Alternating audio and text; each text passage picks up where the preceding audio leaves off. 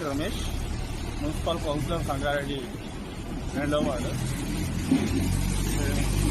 సంగారెడ్డి పురపాలక సంఘ పరిధిలో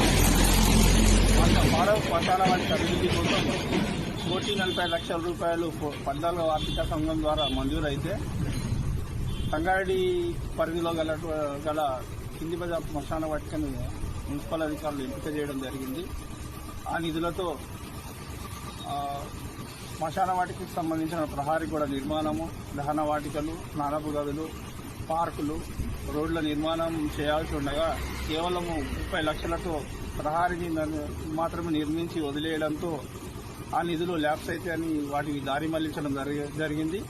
తర్వాత 2వ విడత 90 లక్షలు మంజూరు అయినప్పటికీ కూడా ఏ విధమైన పనులు చేపట్టకపోవడంతో పూర్తిగా పిచ్చి మొక్కలతో నిండి ప్రజలకు చాలా ఇబ్బందికరంగా ఉన్నది.